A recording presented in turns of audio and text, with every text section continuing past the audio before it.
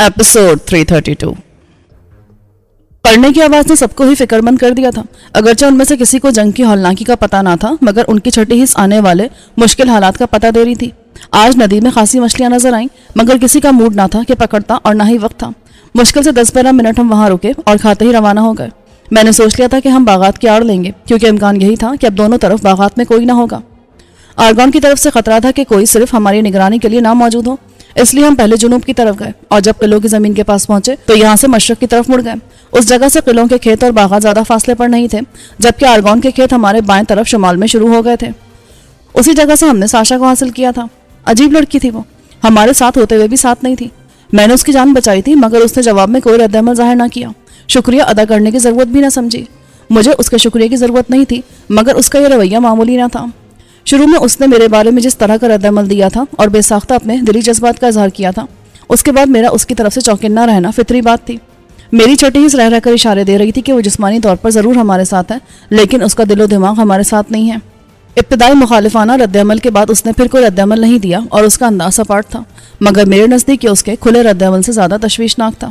ہم قلعوں کی زمین میں داخل ہوئے۔ یہاں کاشت کی جانے والی جنس کاٹ لی گئی تھی، مگر دوسری فصلیں بھی پک رہی تھیں۔ آج یہاں بھی کوئی فرد نظر نہیں آ رہا تھا۔ ہم باغوں میں داخل ہوئے تو انہیں بھی خالی پایا۔ اس کے باوجود ہم محتاط تھے، کیونکہ اگر سامیرا کی فوج سے سامنا ہوتا تو آرگون کے جنگی لباس کی وجہ سے وہ ہمیں دشمنی سمجھتی۔ ہم کوشش کر رہے تھے کہ ایسے مقامات سے گزریں کہ دور سے نظر نہ آئے۔ ابھی ہم قلعوں سے کوئی 3 میل دور تھے کہ ہمیں آرگون کی طرف سے آگے بڑھتی سپاہ نظر آ گئی۔ یہ انسانوں کا بہت بڑا ریلا تھا جو سامیرا کے قلعوں کی طرف بڑھ رہا تھا۔ ان کی تعداد ہزاروں میں لگ رہی تھی۔ بہت منظم اور پوری طرح مسلح سپاہیوں کے اس ریلے کو دیکھ کر میرے تمام ہی ساتھی سہم گئے۔ ریبک نے کہا، ایسا لگ رہا ہے رینارڈ نے اپنی پوری قوت سے حملہ کیا ہے۔ خدا کرے ایسا ہی ہو، میں نے کہا تو اس نے چونک کر میری طرف دیکھا۔ میں سمجھا نہیں جناب۔ رینارڈ نے ساری سپاہ باہر بھیج دی ہے، اس کا مطلب ہے آرگون اس وقت خالی ہوگا۔ ریبک سمجھ تو گیا، مگر اس کی فکر کم نہ ہوئی۔ میں ریبک اور اس کے ساتھیوں کی فکر مندی سمجھ رہا تھا۔ ان کا گھر اور گھر والے داؤ پر لگے تھے۔ یہاں باغات کے درمیان ایک بہت بڑی چٹان تھی، کسی وجہ سے انہیں یوں ہی چھوڑ دیا گیا تھا، ورنہ اس سارے علاقے کو بہت اچھی طرح ہموار اور پتھروں سے صاف کر دیا گیا تھا۔ چٹان کوئی 10-12 گز لمبی چوڑی اور کوئی 7 گز اونچی تھی۔ میں نے باقی سب کو وہیں رکنے کا اشارہ کیا، صرف ریبک اور ایرٹ کو ساتھ لے کر اس کی طرف بڑھا۔ ہم کوشش کر کے اس پر چڑھ گئے اور اندھے منہ لیٹ کر رینارڈ کی فوج کا جائزہ لینے لگے۔ اتنی بلندی سے یہ منظر صاف دکھائی دے رہا تھا۔ سب سے آگے حسب معمول نیزہ بردار تھے، ان کی کئی قطاروں کے پیچھے تیر اندازوں کی قطاریں تھیں، پھر لشکر کے دوسرے حصے تھے۔ وہ اس وقت آرگون کے کھیتوں اور باغات سے گزر رہے تھے۔ انہوں نے فصلوں اور درختوں کو نقصان سے بچانے کے لیے اپنی فوجی ترتیب توڑ دی تھی۔ وہ ان سے بچتے ہوئے چل رہے تھے۔ مجھے لگا ان کی تعداد کم سے کم 4000 ہے۔ یہاں سے سامیرا کے قلعے اتنے واضح نہیں تھے، مگر ایسا لگ رہا تھا کہ وہاں سارے دفاعی اقدامات کر لیے گئے تھے۔ قلعوں کے دروازے بند تھے اور فصیلوں پر تیر انداز موجود تھے۔ آرگون کے سپاہی جس رفتار سے چل رہے تھے، ان کو قلعوں کے نزدیک پہنچنے میں مزید 1 گھنٹہ لگ سکتا تھا۔ اس وقت تک شام ہو جاتی اور کچھ ہی دیر بعد رات کی تاریکی چھا جاتی، تو کیا آرگونی سپاہ اندھیرے میں حملہ آور ہوتی؟ لیکن اس طرح دن میں سامنے آ کر اندھیرے میں حملہ آور ہونے کی کوئی تک سمجھ میں نہیں آ رہی تھی۔ امکان یہی تھا کہ حملہ اگلی صبح کیا جائے گا، مگر سامیرا اور اس کی فوج کو کسی بھی وقت حملے کے لیے تیار رہنا چاہیے تھا۔ فوج کے عقب میں کسی قدر کھلی جگہ کچھ بڑی چیزیں حرکت کر رہی تھیں، مگر وہ اتنی دور تھی کہ واضح نہ تھی۔ ریبک نے مجھے متوجہ کیا۔ وہ کیا ہو سکتا ہے؟ میں نے غور کیا تو مجھے کسی قسم کی مشینری لگی۔ میرا خیال ہے تیر برسانے والی یا اسی قسم کا کوئی کام کرنے والی مشین ہے۔ یہ مشینری خاصی بھاری تھی اور بہت سست رفتاری سے حرکت کر رہی تھی۔ ابھی یہ آرگون کے پاس ہی تھی اور اس رفتار سے اسے سامیرا کے قلعوں تک پہنچنے میں 6-7 گھنٹے درکار تھے۔ میں نے گنا، مشینوں کی تعداد 1 درجن سے زیادہ تھی، اور یہ زمین سے کوئی 4 گز اونچی تھی، اسی وجہ سے اتنی دوری سے الگ نظر آ رہی تھی۔ یہ یقیناً لکڑی سے بنی تھی۔ مجھے فوراً آتشی تیروں کا خیال آیا، یہ ان کا آسان شکار بن سکتی تھیں۔ رینارڈ کی فوج کا اکثر ساز و سامان لکڑی کا تھا، حد تو یہ کہ سپاہ کی ذرا بختر بھی لکڑی کی تھی۔ ایسے میں آگ انہیں بہت زیادہ نقصان پہنچا سکتی تھی۔ میرے ساتھی بھی یہی سوچ رہے تھے۔ ایرٹ بولا، آپ نے آتشی تیروں والا جو حربہ ہمیں سکھایا ہے وہ یہاں بہت کام آئے گا، ان کا تو سارا سامان ہی لکڑی کا ہے۔ یہ درست ہے، اس کے باوجود ہمیں صرف آتشی تیروں پر ہی انحصار نہیں کرنا چاہیے۔ یہ صرف پیش قدمی سست کرنے اور جنگ سے پہلے دشمن کو زیادہ سے زیادہ نقصان پہنچانے کی تدبیر ہے۔ اصل جنگ انسانوں کے درمیان ہی ہوگی، اور اس میں وہی کامیاب ہوگا جو ثابت قدم رہے گا۔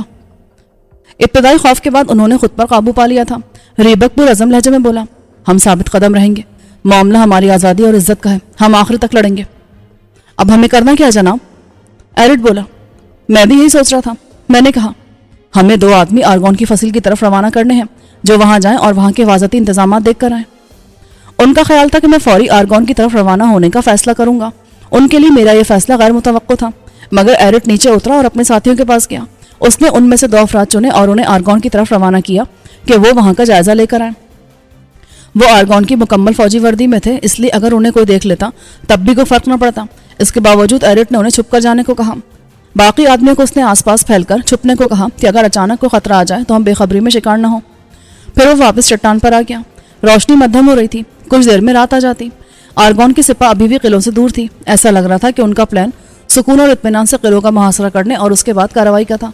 रेनाट की सिपा को कतई जल्दी नहीं लग रही थी। मुझे फौरी जंग के आसार नजर नहीं आ रहे, मैंने कहा। मैं सोच रहा था कि मेरा अगला कदम क्या होना चाहिए।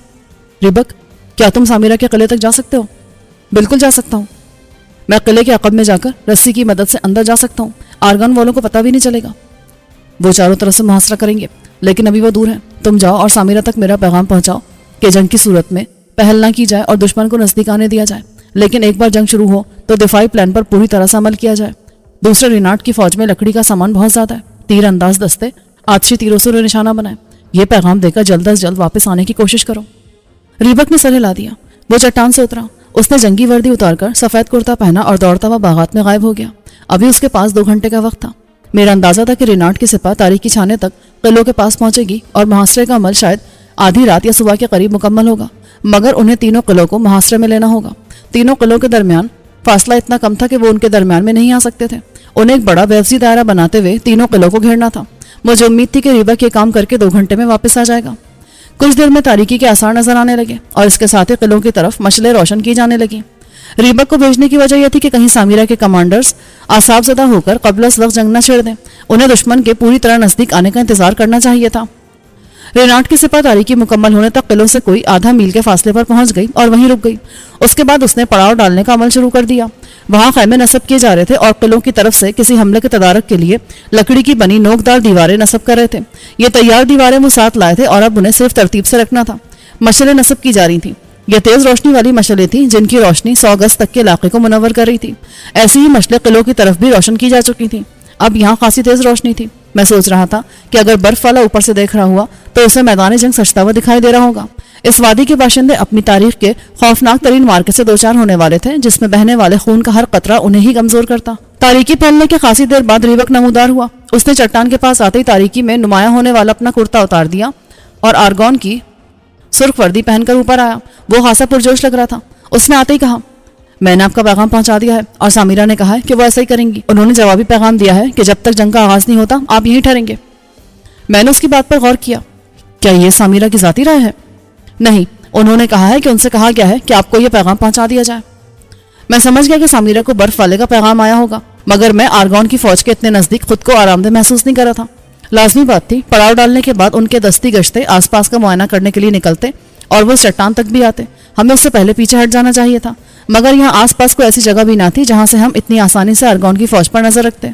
इसलिए मैंने पीछे हटने के बजाय तय किया कि मेरे साथी आसपास छुपे रहेंगे और मैं रिबक और एरिट के साथ चट्टान पर होऊंगा।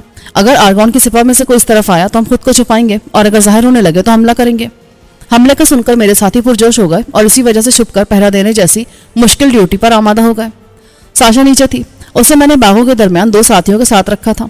मैंने कोशिश की थी कि वो आर्गोन की फौज की नकलो हरकत से बेखबर है, लेकिन मेरे साथी आपस में इस बारे में बात कर रहे थे और वो सुन रही थी, तो उसे यकीनन इल्म हो गया था कि हम रेनाट के सिपा के बिल्कुल नजदीकी कहीं मौजूद हैं। मैंने उससे होशियार रहने को कह दिया था, मगर ये नौजवान इतने भी होशियार नहीं थे जितना कि होना चाहिए था। वो उसे एक आम और मासूम सी लड़की समझ रहे थे। उनके ख्याल में उससे होशियार रहने की खास जरूरत नहीं थी। बज़ाहिर वैसे ही थी, मगर उसमें ऐसी कोई बात थी जो मैं अब तक समझ नहीं पाया था, इसलिए मैं उससे होशियार रहना चाहता था। नीचे कहीं सोने की गुंजाइश नहीं थी, इसलिए सबके साथ वो भी जाग रही थी। हम ऊपर चट्टान पर लेटे थे। ये सख्त मगर हमवार थी और ऐसी खुरदुरी जगह कम थी जो जिस्म में चुभे, इसलिए मौका गनीमत जानकर हम उसी पर बारी बारी आराम करने लगे। हर घंटे बाद आराम करने वालों की बारी बदल जाती। ये जरूरी था, वरना सुबह तक हम सब नींद और आराम की कमी से सुस्त हो जाते। जो आराम कर लेते वो पहरा देने नीचे चले जाते थे। साशा को भी आराम का मौका मिला। उस वक्त मैं उसके साथ था। वो जरा फासले पर किसी मुजस्समे की तरह साकित लेटी आसमान को तक रही थी। तारे निकल आए थे और उनकी हल्की सी रोशनी में आसपास किसी हद तक नजर आ रहा था। उसने अचानक मेरी तरफ करवट ली और बोली, शहबाज, एक बात पूछूं? हाँ पूछो। तुम जिस दुनिया से आए वहां लोग अपने रिश्तेदारों से मोहब्बत करते हैं? बिल्कुल इसी तरह जैसे तुम लोग अपने प्यारों से करते हो। अगर वो उनसे बिछड़ जाए तो उनका दुख हमेशा ताजा रहता है। क्या तुम्हारा ऐसा ही होता है? वो कुछ देर खामोश रही, फिर बोली, नहीं, ہمارے ہاں لوگ کچھ عرصے بعد بھول جاتے ہیں، مگر بابا کا غم میرے دل سے نہیں جا رہا۔ مجھے لگ رہا ہے یہ غم وقت کے ساتھ ساتھ بڑھ رہا ہے۔ اس نے پہلی بار اپنے بارے میں بات کی تھی۔ میں نے ہچکچا کر وضاحت کی، شاید اس لیے کہ کیرٹ ہی تمہارا سب کچھ تھا اور اس نے تمہیں پالا، اس لیے جب وہ اچانک جدا ہوا تو تم نے بہت زیادہ محسوس کیا۔ نہیں، میں نے اس لیے زیادہ محسوس کیا کہ بابا اس انجام کے مستحق نہیں تھے۔ وہ بہت اچھے انسان اور بہت اچھے باپ تھے۔ اس نے بھیگے ہوئے لہجے میں کہا، بہت سے اچھے انسان اس انجام کے مستحق نہیں ہوتے، مگر انہیں اس سے دو چار ہونا پڑتا ہے، یہ ان کی تقدیر میں ہوتا ہے۔ میں تقدیر کو نہیں مانتی، اور مذہب کو؟ مجھے سب دھوکا لگتا ہے، حالانکہ تم ایک پجاری کی بیٹی ہو، اسی لیے تو مجھے سب کچھ دھوکا لگتا ہے۔ میں نے سب بہت قریب سے دیکھا ہے، مجھے لگتا ہے بابا بھی اسے دھوکا ہی سمجھتے تھے، مگر ان کی مجبوری تھی، وہ یہ بات کہہ نہیں سکتے تھے۔ کیرٹ نے یہ بات دوسری طرح کہہ دی، اپنے ساتھیوں اور نظام کے خلاف ہمارا ساتھ دے کر۔ نتیجہ کیا ہوا؟ انہیں ذلت سے سزائے موت دی گئی۔ ساشا، تم کیا سمجھتی ہو کیرٹ کی موت کا ذمہ دار میں ہوں؟ میں نے نرم لہجے میں پوچھا، حالانکہ میں خود کیرٹ اور برف والے کے ہاتھ میں ایک مہرہ ہوں۔ برف والے نے مجھے کیرٹ کے پاس بھیجا اور اس نے مجھے آرگون کی آزادی کے لیے ایک پلان دے کر سامیرا کی طرف روانہ کیا۔ میں نہیں جانتا کہ اس کے کس آدمی نے غداری کی اور اس کا راز فاش کر دیا۔ وہ خاموش رہی اور پھر چت ہو کر لیٹ گئی۔ یہ اس بات کا اشارہ تھا کہ اب وہ مزید گفتگو نہیں کرنا چاہتی۔ کچھ دیر بعد دوسرے کی باری آ گئی اور میں نیچے اتر گیا۔ 1 گھنٹے بعد ساشا بھی نیچے آ گئی تھی۔ اب تک آرگون کی سپاہ کا کوئی دستہ اس طرف نہیں آیا تھا، مگر وہ پڑاؤ کے آس پاس منڈلا رہے تھے۔ اس کا اندازہ مشعلوں کی روشنی سے ہو رہا تھا۔ رات کے آخری پہر سبھی چوکنا ہو گئے تھے کیونکہ کچھ دیر میں صبح ہونے والی تھی۔ رات میں آرگون کی فوج نے قلعوں کا محاصرہ کرنے کی کوشش نہیں کی تھی، یہ کام شاید انہوں نے اگلی صبح پر چھوڑ دیا تھا۔ میں نے دیکھا کہ قلعوں کی طرف آتے ہوئے جب وہ ہماری طرف کے باغات سے گزر رہے تھے تو انہوں نے فصلوں اور باغات کو نقصان پہنچانے کی کوشش نہیں کی تھی۔ ایسا لگ رہا تھا اب وہ انہیں مال غنیمت سمجھ رہے ہیں۔ وہ سمجھتے تھے کہ سامیرا کی شکست کے بعد یہ کھیت اور باغات بھی ان کے ہوں گے اور یہاں موجود فصلیں اور سبزیاں پھل بھی ان کے ہوں گے، اس لیے انہیں اجاڑنے اور برباد کرنے کی کیا ضرورت تھی۔ جیسے ہی صبح نمودار ہوئی، رینارڈ کی فوج میں حرکت کے آثار نمودار ہوئے۔ وہ رات بھر آرام کر کے تازہ دم ہو گئے تھے اور یہ رینارڈ کی حکمت عملی تھی۔ وہ نہیں چاہتا تھا کہ اس کی تھکی ہاری فوج حملے کا آغاز کرے، اس لیے وہ اس وقت وہاں پہنچی جب رات ہو چکی تھی اور اس نے پڑاؤ ڈال کر اپنے مورچے بنائے اور اب آرام کر کے جنگ کے لیے تیار ہو گئے تھے۔ دوسری طرف سامیرا کی فوج حملے کے خوف سے رات بھر جاگتی رہی ہوگی اور اب وہ اتنے تازہ دم نہیں ہوں گے، مگر یہ میرا قیاس تھا۔ ممکن ہے سامیرا کے کمانڈرز نے رینارڈ کی حکمت عملی بھانپ لی ہو اور اپنی سپاہ کو بھی رات میں آرام کرنے دیا ہو۔ روشنی تیز ہوتی ان کی حرکت میں بھی تیزی آئی تھی۔ فوج کے دستے منظم انداز میں نکل کر قلعوں کے دونوں طرف پھیلنے لگے۔ وہ محاصرے کا عمل مکمل کرنے جا رہے تھے۔ جو بھاری مشینیں کل آرگون سے روانہ ہوئی تھی وہ اب قلعوں کے پاس پہنچ گئی تھی اور ہمارے اندازے کے مطابق یہ تیر پھینکنے والی مشینیں نکلی۔ انہیں اس ترتیب سے لایا گیا تھا کہ یہ نیم دائرے میں پھیلی ہوئی تھی اور ان سے تینوں قلعوں کو نشانہ بنایا جا سکتا تھا۔ اس کے علاوہ قلعوں کے دروازے توڑنے کے لیے پہیوں والے درخت کے بھاری تنے تھے جنہیں دروازے تک لے جا کر اتنی زور سے مارا جاتا کہ ان کے قبضے جواب دے جاتے اور وہ کھل جاتے۔ آرگون کی سپاہ تیروں سے بچنے کے لیے بڑی ڈھالوں سے لیس تھی۔ یہ ڈھالیں بھی لکڑی کی بنی ہوئی تھی۔ رینارڈ کی فوج کے سامان میں لکڑی کی بہتات تھی۔ شاید انہوں نے جنگ میں آگ کو بطور ہتھیار استعمال کرنے کا سوچا بھی نہ ہوگا۔ اگر سامیرا کے تیر انداز آتشی تیروں کا درست استعمال کریں تو دو بدو جنگ سے پہلے انہیں بہت بھاری نقصان پہنچا سکتے تھے۔ سامیرا اور اس کے لوگ جنگ نہیں چاہتے تھے کیونکہ وہ اور آرگون والے ایک ہی نسل سے تھے۔ ان کا آپس میں لڑنا ذاتی نقصان ہوتا۔ شاید یہ بات سامیرا کی فوج کو کھل کر لڑنے سے روکے، مگر مجھے معلوم تھا کہ ایک بار جنگ شروع ہو گئی تو اس کے بعد دونوں طرف سے پوری شدت سے لڑائی ہوگی اور نہ جانے کتنا نقصان ہوگا۔ اس نقصان کو روکنے کا ایک ہی طریقہ تھا کہ جلد از جلد رینارڈ اور اس کے ٹولے کا خاتمہ کر کے آرگون پر قبضہ کر لیا جائے۔ ایک بار آرگون ہمارے قبضے میں آ جاتا تو رینارڈ کی سپاہ اپنی پشت خالی پا کر خود ہتھیار ڈال دیتی۔ میں نے سوچا تھا کہ صبح ہوتے آرگون کی طرف روانہ ہو جاؤں گا، مگر برف والے نے جنگ کے آغاز تک یہیں رکنے کو کہا تھا اور میں اس کی بات ماننے پر مجبور تھا۔ سورج بلند ہونے سے پہلے رینارڈ کی فوج نے سامیرا کے تینوں قلعوں کا محاصرہ کر لیا تھا۔ اگرچہ تینوں قلعوں کی حفاظت کے لیے سامیرا کے دستے موجود تھے، مگر ریبک کے مطابق دونوں چھوٹے قلعوں کی مکمل آبادی کو مرکزی قلعے میں منتقل کر لیا گیا تھا، جیسا کہ پہلے سے طے شدہ تھا۔ اب چھوٹے قلعوں میں کوئی عام فرد نہیں تھا۔ اسی طرح سوائے سپاہیوں کی ضرورت کی رسد چھوڑ کر خوراک کا بڑا حصہ بھی مرکزی قلعے میں منتقل کر لیا گیا تھا۔ قلعوں کی مرمت اور فصیل اونچی کرنے سے ان کی حفاظت میں اضافہ ہوا تھا۔ اب تک دونوں طرف سے خاموشی تھی۔ محاصرے کے دوران کئی بار رینارڈ کی فوج قلعوں کے نزدیک بھی آئی، مگر قلعوں کی طرف سے کوئی تیر نہیں چلا تھا۔ سامیرا میری ہدایت کے مطابق صبر سے کام لے رہی تھی۔ رینارڈ کی سپاہ لکڑیوں اور گھاس کے گٹھوں سے بنائی ہوئی آتشی دیوار سے فاصلے پر تھی۔ کہیں کہیں وہ اس کے نزدیک بھی آئی، مگر انہوں نے اس دیوار کو نہیں چڑھا۔ غالباً وہ اس کا مقصد نہیں سمجھے ہوں گے۔ انہیں نہیں معلوم تھا کہ لکڑیوں کے ڈھیر کے نیچے خشک گھاس تھی جو آگ پکڑنے والے روغن سے تر تھی۔ صرف چند آتشی تیر مارنے کی دیر تھی، یہ پوری دیوار آگ پکڑ لیتی، جسے پار کرنا آگ کا دریا پار کرنے کے مترادف ہوتا۔ اسے آگ لگانے کا سب سے مناسب وقت وہ ہوتا جب حملہ آور فوج کا کچھ حصہ اس کے پار آ جاتا اور باقی اس کے عقب میں ہوتا۔ اس طرح رینارڈ کی فوج دو حصوں میں بٹ کر رہ جاتی۔ میں رینارڈ کی فوج اور اس کی نقل و حرکت کا جائزہ لے رہا تھا۔ ریبک اور ایرٹ پرجوش تھے۔ انہوں نے کہا کہ ہم کچھ نہیں کر سکتے؟ فی الحال نہیں، ہمیں دیکھنا اور انتظار کرنا ہے۔ ایک تجویز ہے۔ کیسی تجویز؟ میں نے ایرٹ سے پوچھا۔ کیوں نہ ہم رینارڈ کی فوج کے عقب میں موجود ان کی فصلوں کو آگ لگا دیں؟ اس سے کیا ہوگا؟ ایک تو ان میں افراتفری پھیلے گی کہ شاید ہماری فوج کے عقب میں بھی موجود ہو، دوسرے ان کا ارگون سے رابطہ بھی ختم ہو جائے گا۔ ختم تو نہیں ہوگا، لیکن کچھ دیر کے لیے مشکل ضرور ہو جائے گا۔ میں نے اس کی بات پر غور کرتے ہوئے کہا، یہ کام ہوگا کیسے؟ فصلیں تو میلوں کے رقبے پر پھیلی ہوئی ہیں۔ ہم کریں گے۔ ایرٹ میری رضامندی محسوس کر کے پرجوش ہو گیا۔ ہم 2 شاخیں جلا کر ان کی مدد سے فصلوں کو آگ لگا دیں گے؟ نہیں، اس میں بہت زیادہ خطرہ ہے، اور یہ کام کرنے والوں کی بحفاظت واپسی کی کوئی ضمانت نہیں ہے۔ لیکن کیا؟ ایرٹ کا چہرہ پھر پر امید ہو گیا۔ تمہاری تجویز اچھی ہے، ہم اس پر بعد میں اور دوسرے طریقے سے عمل کریں گے۔ کس طرح؟ اگرچہ مجھے قبل اس وقت اپنے پلان بتانے کی عادت نہیں ہے، مگر ریبک اور ایرٹ کی تسلی کے لیے میں نے انہیں بتا دیا کہ ہم کس طرح اس پلان پر عمل کریں گے کہ کامیاب بھی رہیں اور ہمیں خطرہ بھی نہ ہو۔ سب سے بڑھ کر وہ اس منصوبے پر عمل کے لیے بہترین وقت ہوگا۔ میں سوچنے میں بالکل نارمل انسان ہی ہوں، لیکن حالات نے میرے ذہن کی تربیت ایسی کی ہے کہ کسی بھی سچویشن میں کوئی تدبیر بہت صورت سے میرے ذہن میں آتی ہے۔ اس بار بھی ایسا ہی ہوا، اور چند لمحوں میں ایک مکمل منصوبہ میرے ذہن میں آ گیا کہ ہمیں یہ کام کس طرح کرنا ہے کہ ہمیں خود بھی کوئی خطرہ نہ ہو۔ میں نے ان سے کہا کہ وہ اس کے لیے تیاری شروع کر دیں، کیونکہ جنگ کا آغاز ہوتے ہمیں بھی حرکت میں آ جانا ہوگا اور تب تیاری کا وقت نہیں ہوگا۔ ریبک کچھ نوجوانوں کو لے کر روانہ ہو گیا۔ ساشا بدستور چٹان سے دور درختوں میں تھی۔ ایرٹ کو چٹان پر چھوڑ کر میں نیچے آیا اور ساشا سے بولا، میرے ساتھ چلو۔ وہ بلا جھجک کھڑی ہو گئی۔ ہم ٹہلتے ہوئے دوسروں سے ذرا فاصلے پر آئے اور میں نے ایک لکڑی لے کر زمین پر آرگون کا نقشہ بنایا، یعنی اس کی فصیل جس نے پورے شہر کو گھیرا ہوا تھا اور جو مجھے ایرٹ نے نقشے میں دکھائی تھی، اسے زمین پر لکیر سے واضح کیا۔ ساشا غور سے دیکھ رہی تھی اور یقیناً سمجھ بھی رہی تھی۔ نقشہ مکمل کر کے میں نے لکڑی سے اشارہ کیا اور وضاحت سے کہا، یہ آرگون کی فصیل ہے، یہاں اس کا مرکزی دروازہ ہے، تم سمجھ رہی ہو؟ ہاں، میں نے سارا آرگون دیکھا ہوا ہے۔ یہ اچھی بات، اب تمہیں سمجھنے میں آسانی رہے گی۔ میں شہر کا نقشہ بنا رہا ہوں، اگر میں غلطی کروں تو تم بتا دینا۔ میں نے کہا اور فصیل کے دائرے میں آبادی اور دوسری جگہوں کو واضح کرنے لگا۔ عام آبادی کو الگ کر کے اور خاص یعنی عمرہ کی آبادی کو الگ کیا، اور اس کے ساتھ ہی سرکاری اور پھر شاہی علاقہ تھا۔ سرکاری اور شاہی علاقے کے نزدیک سے موبد تک جانے والی سرنگ شروع ہو جاتی تھی۔ ساشا غور سے دیکھ رہی تھی۔ میں جو بتا رہا تھا وہ سارے علاقے اس کی تصدیق کر رہی تھی۔ میں نے اسے تقریباً درست نقشہ بنا کر دکھایا۔ چند ایک جگہوں میں ناواقفیت کی وجہ سے میں غلطی کر گیا جو ساشا نے درست کر دی، اور جب اس نے تصدیق کر دی کہ یہ درست ہے تو میں نے اس سے پوچھا، تمہیں کہاں قید رکھا تھا؟ اس جگہ۔ اس نے سرکاری علاقے میں موجود قید خانے والی جگہ اشارہ کیا جہاں میں ابھی قید رہا تھا۔ تم قید خانے کے نگران کا حلیہ اور نام بتا سکتی ہو؟ میں نام نہیں جانتی، مگر وہ بہت لمبا اور مضبوط جسم والا آدمی تھا۔ اس نے درست بتایا تھا۔ تمہاری رہائش شہر میں تھی یا موبد میں؟ میں موبد میں پیدا ہوئی اور وہیں پلی بڑھی ہوں، لیکن میں آرگون آتی جاتی رہتی تھی۔ بابا جب آرگون آتے تو مجھے ساتھ ضرور لاتے تھے۔ تم کبھی شاہی محل یا اس کے آس پاس گئی ہو؟ اس نے زمین پر بنے نقشے میں انگلی سے ایک جگہ دائرہ کھینچا۔ یہ شاہی محل کا حصہ ہے۔ اس کے چاروں طرف اونچی دیوار ہے جسے کوئی پار نہیں کر سکتا۔ دیوار پر ہر تھوڑے فاصلے پر برج بنے ہیں جن میں ماہر تیر انداز موجود ہوتے ہیں۔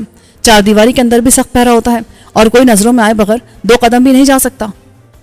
تم یہاں جا چکی ہو؟ تم نے یہاں کتنے سپاہیوں کو دیکھا ہے؟ بے شمار۔ آخری بار میں 2 مہینے پہلے گئی تھی اور تب وہاں بہت زیادہ پہرا ہو گیا تھا۔ قدم قدم پر سپاہی موجود تھے۔ میں غور کر رہا تھا۔ شاہی محل کا دائرہ سرنگ کے دہانے سے زیادہ فاصلے پر نہیں تھا، مگر یہ تھوڑا سا فاصلہ یقیناً دنیا کے دشوار ترین فاصلوں میں سے ایک تھا۔ میں نے اس سے شاہی محافظوں کا حلیہ پوچھا۔ اس نے بتا دیا، خاص فوج کے سپاہی سرمئی رنگ کے چھوٹے کرتے اور اسی رنگ کا پاجامہ پہنتے ہیں۔ یہ سب سے الگ لباس ہے اور کسی کو یہ رنگ استعمال کرنے کی اجازت نہیں ہے۔ تم شاہی احاطے میں موجود عمارتوں کی وضاحت کر سکتی ہو؟ ہاں، یہاں نصف درجن عمارتیں ہیں۔ اس نے دائرے میں ان کی پوزیشن واضح کرنا شروع کر دی۔ وسط میں شاہی محل ہے، اس کے عقب میں بڑا سا تالاب ہے۔ تالاب کے پار ملازموں اور ضروری سرکاری حکام کے لیے رہائش ہے۔ یہاں ان کے لیے 2 عمارتیں ہیں، ایک عام ملازموں کے لیے اور دوسری حکام کے لیے۔ اس نے اب سامنے کی طرف کھلے میدان کے دائیں جانب ایک عمارت کی نشاندہی کی۔ یہاں شاہی محافظ ٹھہرتے ہیں، مگر کسی کو خاندان ساتھ رکھنے کی اجازت نہیں ہے۔ اس کے سامنے میدان کے پار شاہی تقریب گاہ ہے، اس کے برابر میں دربار ہے۔ مجھے یاد تھا کہ مجھے اسی عمارت میں رینارڈ کے سامنے پیش کیا گیا تھا، مگر میں نے یہ علاقہ اس طرح سے نہیں دیکھا تھا کہ پورا میرے ذہن میں محفوظ ہو جاتا۔ ساشا نے بہت اچھے سے وضاحت کر دی تھی۔ کیا تم یہاں حملہ کرنا چاہتے ہو؟ اگر ممکن ہوا تو۔ یہ ناممکن ہے، یہاں کوئی نہیں گھس سکتا۔ انسان جب تک کوئی کام نہ کر لے اسے ممکن یا ناممکن نہ کہے۔ بعض اوقات بہت آسان نظر آنے والا کام بھی ممکن نہیں ہوتا، اور بعض اوقات ناممکن نظر آنے والا بھی ممکن ہو جاتا ہے۔ میں کھڑا ہو گیا۔ صبح سے اب تک کسی نے کچھ نہیں کھایا تھا اور سب کو بھوک لگ رہی تھی، اس لیے سب پیٹ پوجا میں لگ گئے۔ ریبک اور اس کے ساتھ گئے نوجوان جب اپنا کام کر کے لوٹے تو انہوں نے بھی ناشتہ کیا۔ ہمارے پاس خاصا پانی تھا، اس سے ہم آرام سے 2-3 دن گزارا کر سکتے تھے، بشرطے کہ اسے منہ ہاتھ دھونے میں ضائع نہ کرتے۔ اس عیاشی سے سب گریزہ تھے۔ ورنہ انہیں جا کر بہت دور سے پانی لانا پڑتا۔ ایرٹ جو چٹان پر اب تک نگرانی کر رہا تھا، میں اس کے پاس آیا تو اس نے رپورٹ دی، دونوں طرف سے جنگ کے آثار نظر نہیں آ رہے، خاص طور سے رینارڈ کے کیمپ میں تو بہت ٹھنڈ ہے۔ اب تک رینارڈ کی فوج کا جتنا جائزہ لیا تھا، ایسا لگ رہا تھا کہ وہ اپنی ساری قوت میدان میں لے آیا تھا، مگر دشمن کے بارے میں ہمیشہ یہ سوچنا چاہیے کہ اس کے پاس کوئی حیران کر دینے والا حربہ ہوگا۔ رینارڈ کے پاس ڈیوڈ شاہ اور اس کے ساتھیوں کی صورت میں ایک حربہ تو تھا، خاص طور سے باسس جنگ میں اکیلا ہی بہت خطرناک ثابت ہو سکتا تھا۔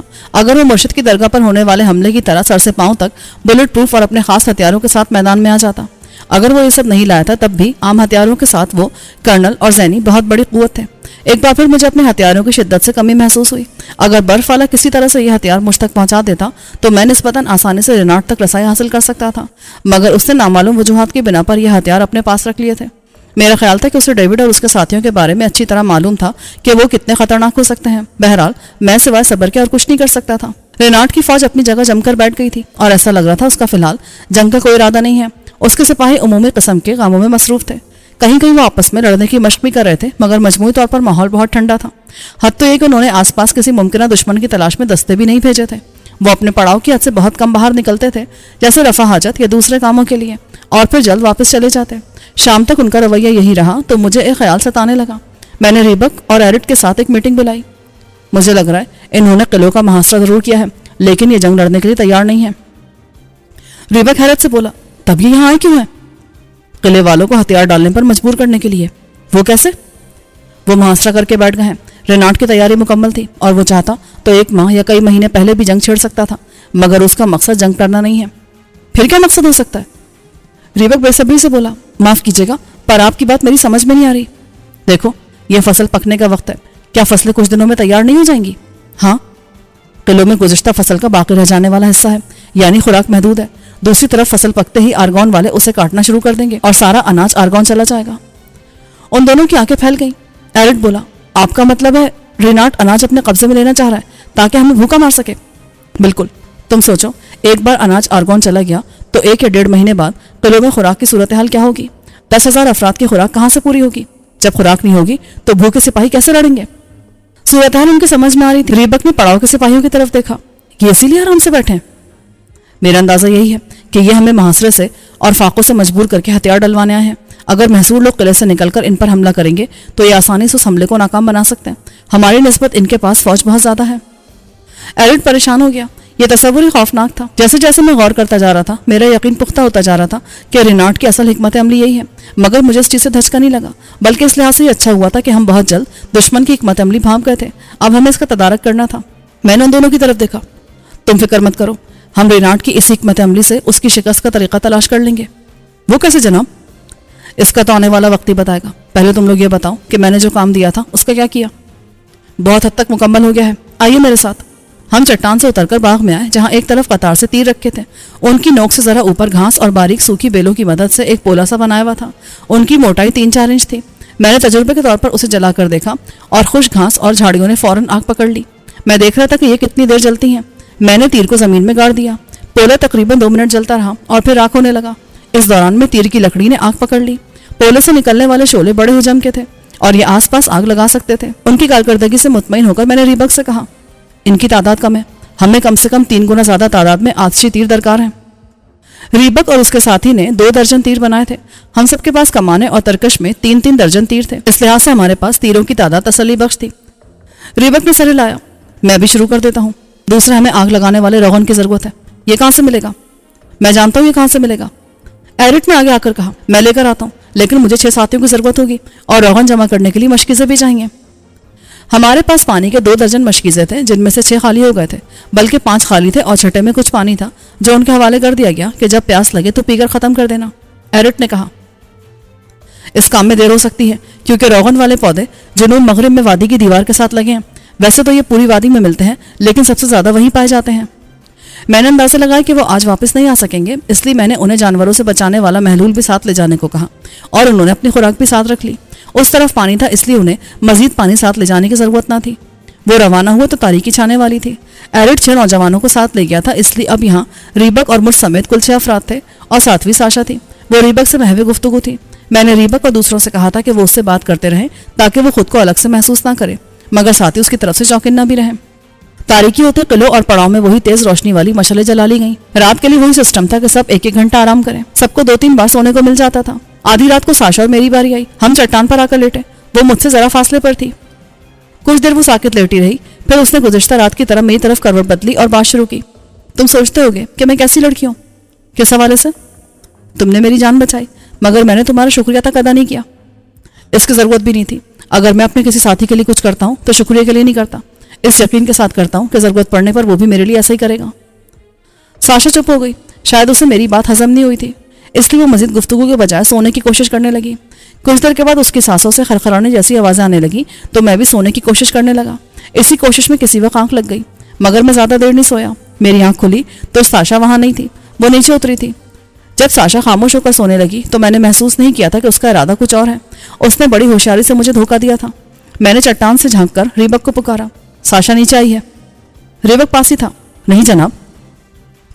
उसके जवाब में मेरी रही सही नींद उड़ा दी। मैं तेजी से नीचे उतरा और दूसरों से पूछा, मगर किसी ने साशा को नहीं देखा था। वो गायब थी और अपनी मर्जी से गायब हुई थी। रीबक, उसे तलाश करो, 2-2 करके निकलना। रीबक और दूसरे उसको तलाश करने में लग गए। मैं दोबारा चट्टान पर चढ़ा। चट्टान का अगला हिस्सा बहुत मुश्किल था और उससे चढ़ना या उतरना दुश्वार था, मगर साशा चट्टानों पर चढ़ने की माहिर थी। मैं आसपास देख रहा था। पड़ाव की तरफ से रोशनी आसपास के बागों और खेतों को भी मुनव्वर कर रही थी। मैं वहीं देख रहा था कि एक जगह मुझे तैयार फसल हिलती नजर आई, जैसे उसमें कोई हो और वो पड़ाव के मुतवाज़ी चल रहा हो। मैं चंद लम्हे देखता रहा, फिर नीचे उतरा और अपने हथियार संभालता हुआ तेजी से उस तरफ रवाना हो गया। मैं उस तरफ जा रहा था जिस तरफ फसल में चलने वाला जा रहा था। अगर वही साशा थी तो चंद मिनट बाद वो उस खेत से आगे एक बाग में निकलती और मैं उसके निकलने से पहले वहां पहुंच जाना चाहता था। मैं चंद मिनट में उस बाग के पास पहुंच गया। मैं बाग में दाखिल हुआ था कि फसल से एक सफेद हिरला निकलकर तेजी से दरख्तों के दरमियान गया। यहाँ भी दरख्त कतारों की सूरत में थे। अगर मैं उसकी तरफ जाता तो वो लाजमी देख लेती। सफेद लिबास देखते मुझे यकीन हो गया कि वो साशा थी। मैंने झांक कर अगली कतार में देखा तो वो अगली कतार में जा रही थी। मैंने तेजी दिखाई और इससे पहले कि वो दूसरी कतार से निकलती मैं तीसरी कतार के सिरे पर पहुंच गया। फिर उसे आगे बढ़ता देखकर मैं इस बार चौथी और पांचवी कतार उबूर करके छठी तक आया और यहाँ से बाग में दाखिल हो गया।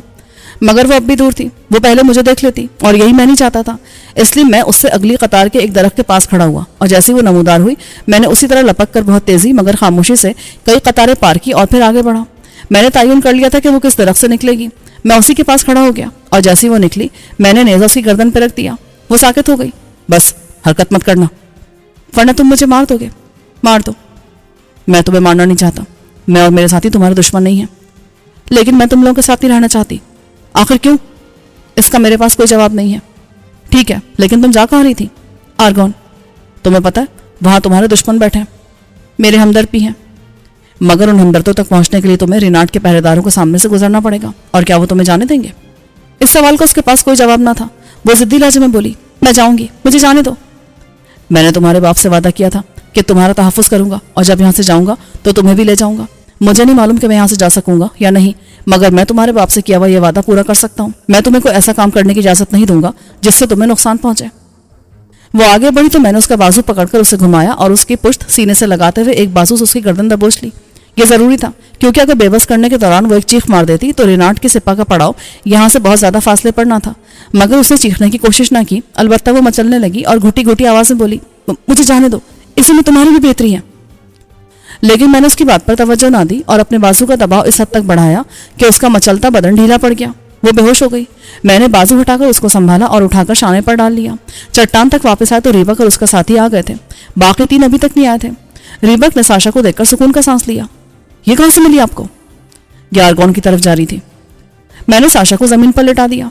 इसके हाथ पीछे करके बांध दो और मुंह पर भी कपड़ा बांध दो। अब इस पर जरा भी भरोसा नहीं करना है।